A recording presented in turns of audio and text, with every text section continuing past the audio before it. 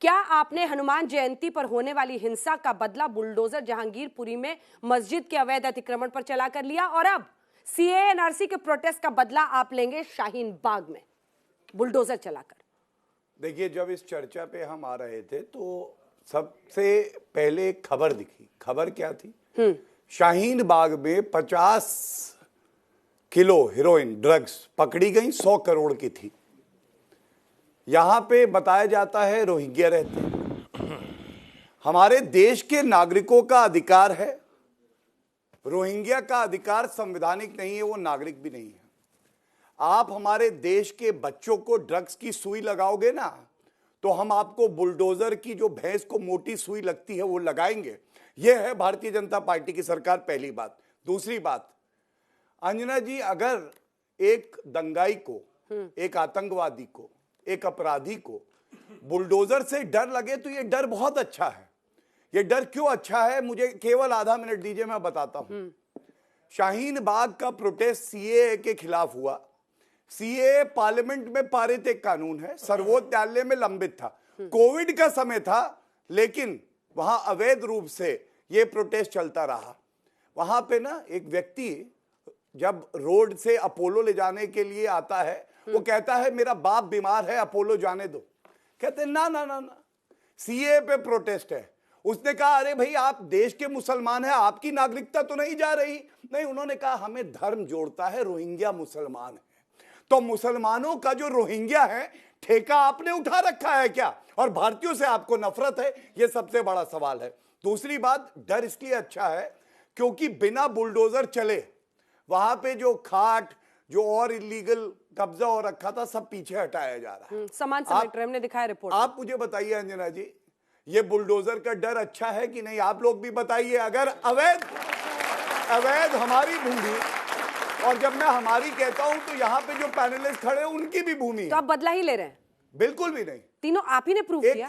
एक मिनट, आप मुझे ये बताइए, दंगाई का, आतंकवादी का, क्रिमिनल का धर्म देख के कानून काम करेगा? कानून का बुलडोजर ऐसा चलना चाहिए कि दंगाई थर-थर कांपे, कहे मम्मी मुझे बाहर नहीं निकलना, मुझे कब्जा नहीं करना, मुझे चोरी नहीं करनी, क्योंकि बुलडोजर आ जाएगा। ये होनी चाहिए ताकत। अवैध निर्माण ही तो हटाएंगे, अगर शाहीन बाग से हटा गए तो क्या मुसीबत आ गई कांग्रेस की तरफ से?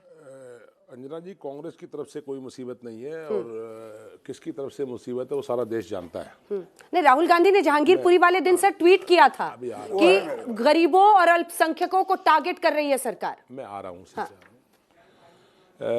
गौरव भाटिया जी सुप्रीम कोर्ट के एडवोकेट हैं। हाँ।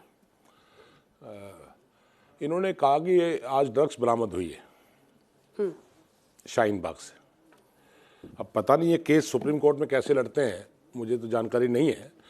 वो ड्रग्स शायद रोहिंग्या से नहीं पकड़ी गई, वो किससे पकड़ी गई है गौरव भाटिया जी मैं चाहूंगा इस शो में बता के जाएं कि वो अफ्रीकन नागरिक थे या कौन नागरिक थे जिनको शरण आपकी सरकार ने दे रखी है हिंदुस्तान में।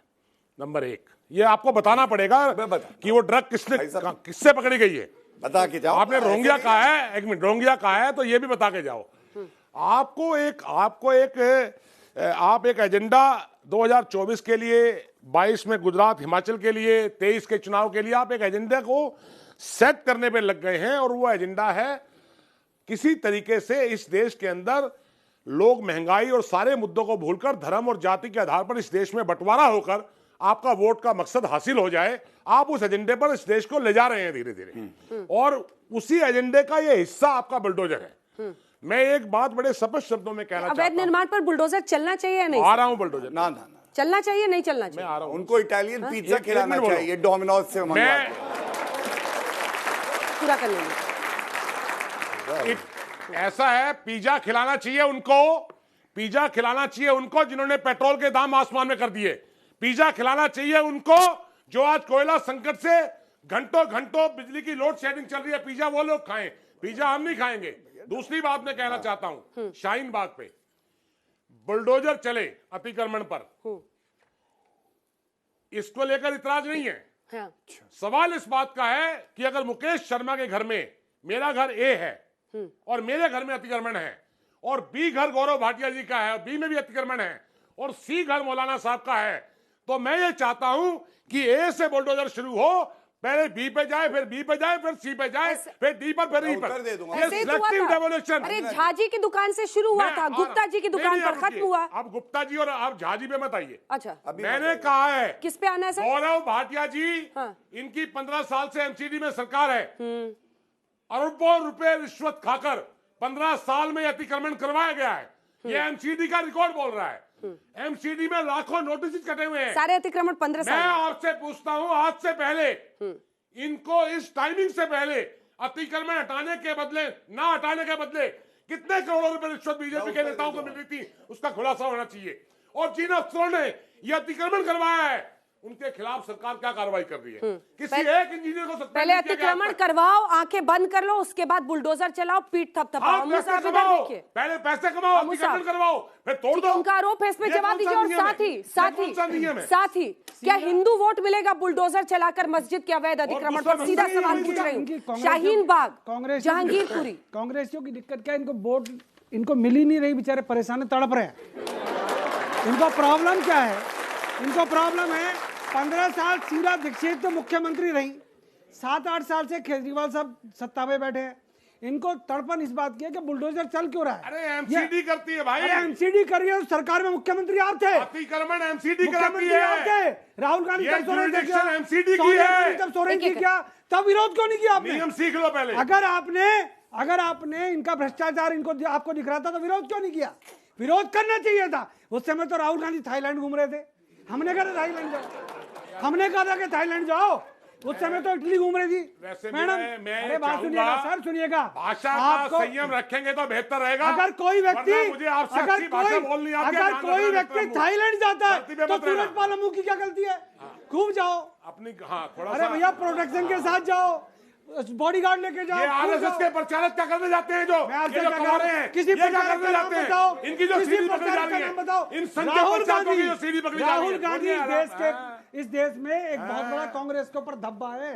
उनको कुछ करना नहीं, इस दूसरों को देश करने में नहीं देना। सर मैंने आपसे सवाल क्या पूछा? आप राहुल गांधी का इस बायोडाटा देश में बताने नरेंद्र मोदी का लगे। है। छोड़िए ना सर राहुल गांधी इस देश में को, मुझे नरेंद्र बताइए मोदी क्या हिंदुओं का वोट मिलता है कैसे अगर करें? जहांगीरपुरी में तमीज से मस्जिद? एक सेकंड, आप भी तमीज से बात अगर करिए। एक सेकंड। नहीं, आप धमका अगर रहे हैं क्या? मस्जिद के आप बाहर धमका रहे हैं क्या? आप धमका अमू साहब रहे हैं। इधर आप कैसे कह रहे हैं इधर धब्बा? अमू साहब अगर प्लीज ऐसे- अगर प्लीज धब्बा है तो नरेंद्र मोदी में मुकेश जी धब्बा है इस देश प्लीज पर। प्लीज आप डिबेट पर डेमोक्रेसी के अंदर ऐसे नहीं बोल वापस सकते। आइए। क्या हिंदू वोट मिलता है जहांगीरपुरी और शाहीन बाग में बुलडोजर? पल्ले कुछ आगे नहीं, एक आप बोल रहे हैं मिनट, आप। देश के प्रधानमंत्री जी के लिए इस तरह से बोल राहुल गांधी जी के लिए ऐसे क्या बोल सकते हैं? अरे है, कैसे बोल सकते हैं आप? आप उनसे कर लीजिए तय। ये देश के थाईलैंड से प्रधानमंत्री क्या हो के रही लिए है? आप बोलिए। छोड़िए आप। बस आपको जो करना है। वापस आइए, टॉपिक पे आइए मैं आ रहा हूँ जी, टॉपिक प्लीज पे। किसी पे टिप्पणी अगर मत आप करिए। धब्बा सबको वापस देखिए, लीजिए, मैं भी वापस अरे भैया आप वापस लीजिए, अरे मैं भी कांग्रेस लूंगा। पे धब्बा ये है। भी वापस नहीं। कांग्रेस अरे पे छोड़िए धब्बा है। अमू बीजेपी साहब, धब्बा है इस देश पर। कांग्रेस को नकार इससे दिया ना बड़ा जनता ने। धक्का देश सरकार में बीजेपी है। मुझे बताइए जहांगीरपुरी और शाहीन बीजेपी बाग धब्बा है इस देश में पर। एक सेकंड बुलडोजर चलने से क्या हिंदू वोट मिलता है? टॉपिक पे आइए बुलडोजर प्लीज। चलने से दो काम अच्छे होते हैं। एक तो कांग्रेस को और अन्य लोगों को नींद नहीं आती, दूसरा अवैध कब्जाधारियों की दुकानें बंद हो गई। आज अवैध कब्जा किसी ने कर रखा हो, चाहे वो बीजेपी का हो, कांग्रेस का हो, आम आदमी पार्टी का कोई भी हो, अवैध कब्जे दिल्ली से हटने चाहिए कि नहीं हटने चाहिए? सिर्फ इतनी सी बात है। वोट मिले ना मिले, परंतु दिल्ली जो देश की राजधानी है उसको नर्क बना के रख दिया इन्होंने।